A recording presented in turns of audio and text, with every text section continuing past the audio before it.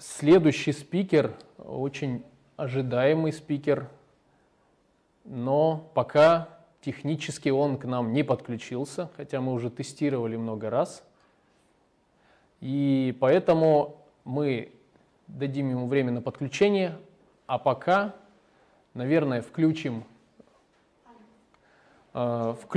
видео Джона Шрайнера, руководителя компании IMAX, который как раз расскажет нам тоже актуальную тему, которую мы все муссируем, на тему того, каким будет контент, каким будет кинотеатр, как повлияет карантин, как повлияет онлайн на будущее кинотеатра.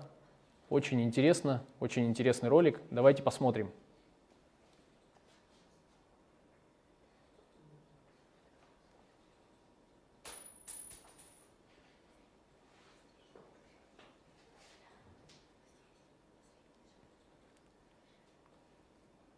Техническая пауза, но сейчас все наладится.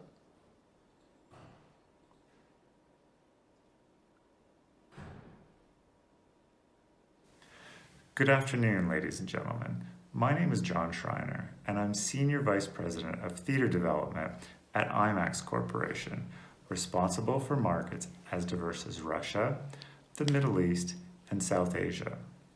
I want to thank the team at Pремьер Зал for organizing this conference and hope that the next time around we will all be in the same conference hall to have an active discussion.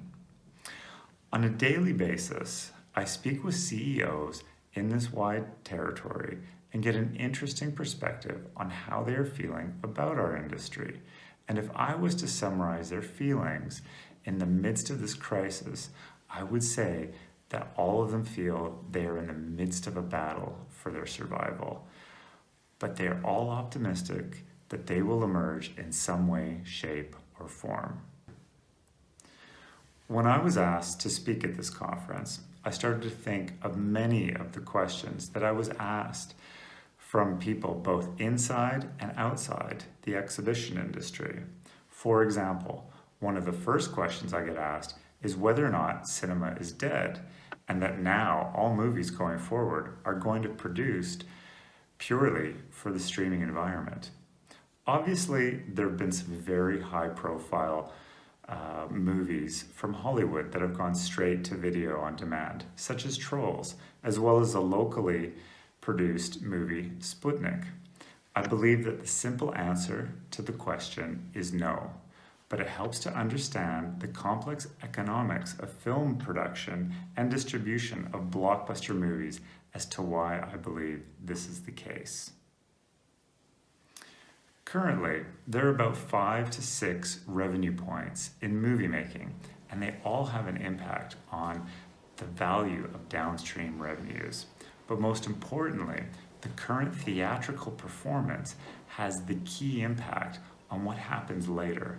So here's how the money works.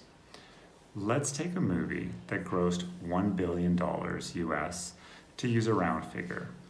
Just so you know, last year there were 9 movies that did over $1 billion, representing 30% of the global box office.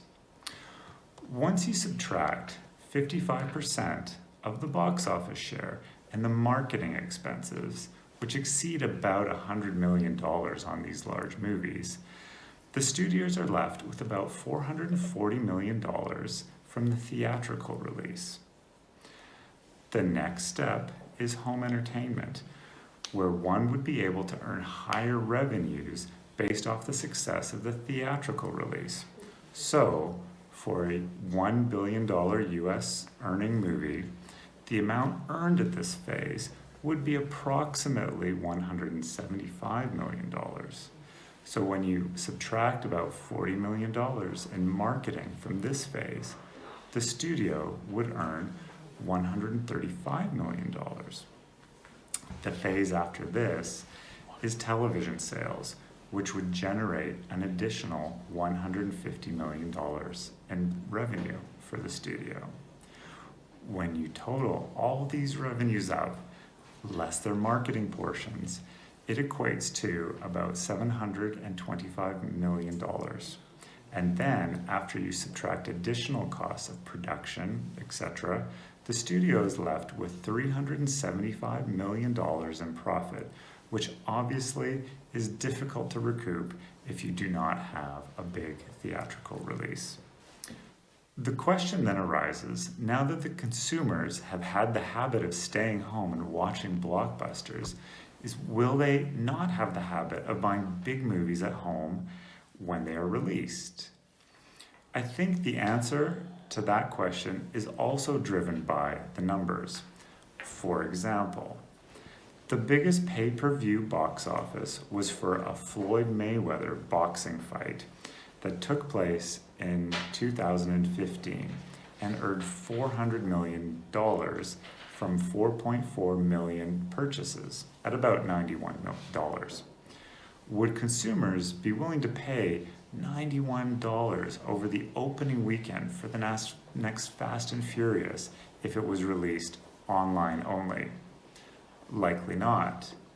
But let's say that people would be willing to pay $30 or over 2,000 rubles. A Hollywood studio would need to attract about 25 million purchases in premium video on demand in order to replace the amount of revenue generated with a successful release in movie theaters. So even after our current experience with COVID-19, I do feel that the theatrical numbers are going to be tough to replace. The biggest pay-per-view boxing fight only did $400 million.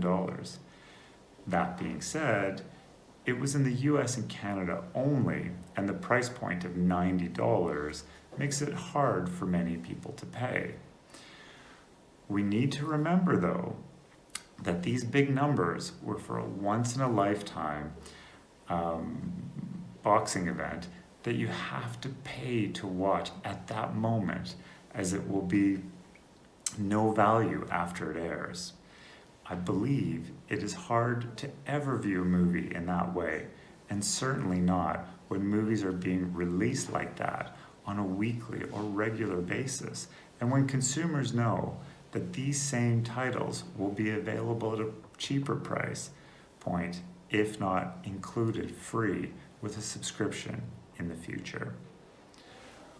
Would your family pay $30 or $40 for a new release movie every month?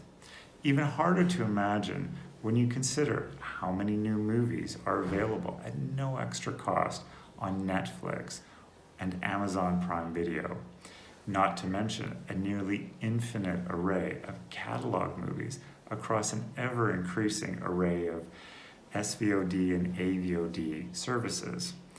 How many movies is the average family going to deem worthy of spending $30 to $40 when Netflix is only about 800 rubles a month and Prime Video is essentially free with Amazon Prime? So, have there been some titles that have moved to streaming platforms earlier than expected during the current closure of movie theaters? Yes, but many of those titles likely had or have unique economic reasons behind opting for an online release strategy. From what I understand on one example, Trolls World Tour had already spent much money in marketing and commercial tie-ups that would have made it difficult to delay. I understand that on other movies around the world, some producers have pressures to repay their production costs sooner as opposed to wait for a release date after the pandemic is over. So what I'm learning about myself during this time of being locked down at home is that I'm more of an introvert than I thought, and being locked in doesn't bug me as much as I thought. But I'm also learning that many I know are far more extroverted than they realize, and they can't wait to get moving and out of the house again. There was a recent poll released in the UK by an advertising company detailing the first choices of activities once people are able to get moving again. The first choice, unsurprisingly, was to go to a beauty salon and get a haircut. But a strong choice at second was to go out for a meal and to the cinema, which is hugely encouraging for all of us in the industry.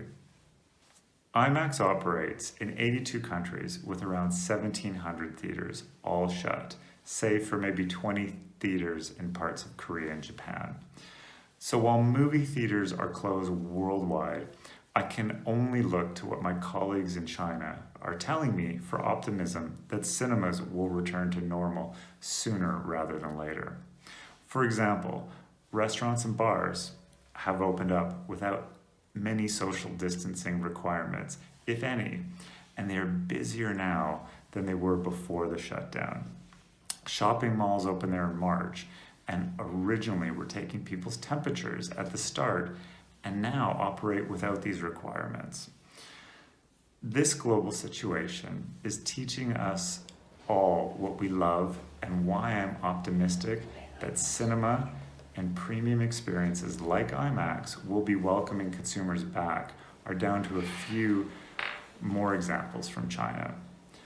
The day that Hermes flagship store opened in Guangzhou, it sold over $2 million in luxury goods, which demonstrated to me that there will be a pent-up demand for premium products and experiences for those who can afford it.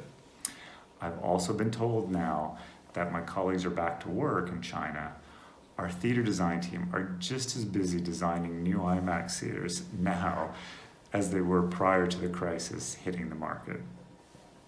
So while all these examples above are purely anecdotal in nature, it does fuel my hope that there is a bright future for us at the end of the tunnel, whenever we all reach it. From an IMAX perspective, we have 5 blockbusters slated for quick release with the Hollywood studios, which utilize IMAX camera technology, which is something we have never had before in such a short period of time. Films like Tenet from Christopher Nolan, Wonder Woman 84, James Bond's No Time to Die, and Top Gun 2 with Tom Cruise will all be unique and incredible experiences in an IMAX theater and should provide our partners a fantastic marketing tool to bring consumers back into theaters when the time comes. Please take care, and I look forward to seeing you all back in movie theaters, hopefully in the very near future. Thank you.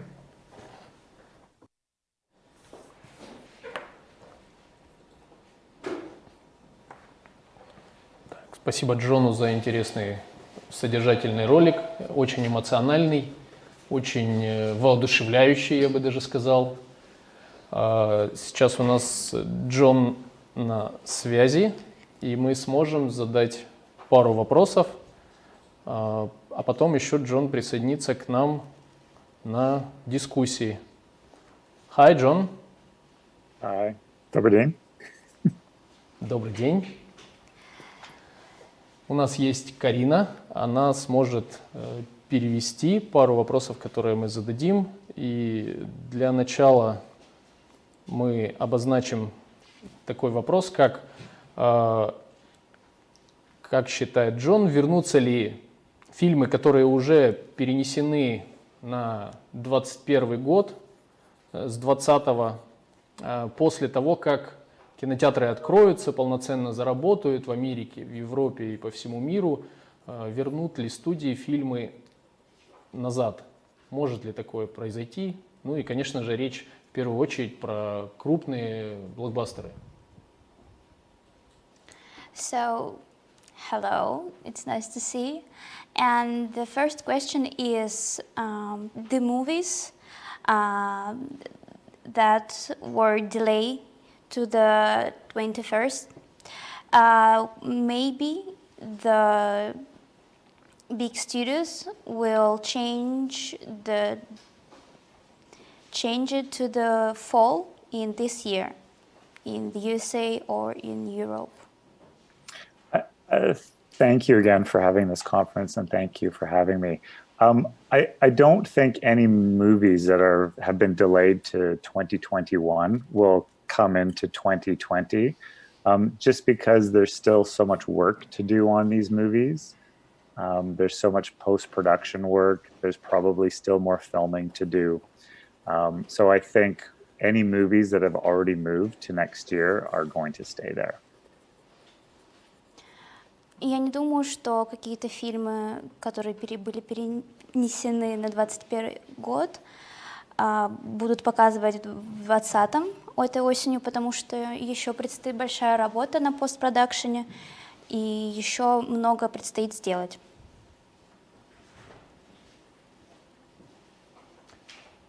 Окей, здесь все понятно. Спасибо Джону за ответ. И еще вопрос.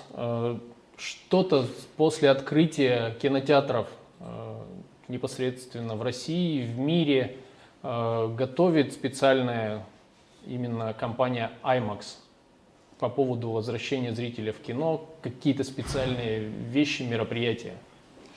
This question is already answered. Thank you so much, John. And the next question is, maybe IMAX will make or already create some special offers in Russia or in the whole world? I think what's going on right now with IMAX is we're working with all of our customers to help everybody get through this time. And I think we'll sit down with all of our partners and future partners once all this is over to discuss the next steps and what interesting products and opportunities arise from this post-virus situation. Я думаю, что единственное, что сейчас может сделать IMAX, это сесть за стол переговоров с партнерами, которые сейчас уже есть, или с партнерами в будущем, и обсудить ближайшие шаги или какие-то другие мероприятия, чтобы выйти из этой ситуации, из ситуации пандемии, с меньшими убытками. Understand. Thank you. Мы будем, наверное, продолжать дальше. Спасибо, Джон. Будем надеяться, что Джон останется с нами, и мы еще в дискуссии вместе с дистрибьюторами и другими участниками пообсуждаем еще ряд вопросов, которые всех беспокоят. Карина, ты можешь прокомментировать Джона тогда? Без проблем. So, John, I think that will be all for our dialogue, but we hope that you will stay there with us and we will discuss some other questions with our friends. In distribution. Yeah. Спасибо. Thank you. Thank you.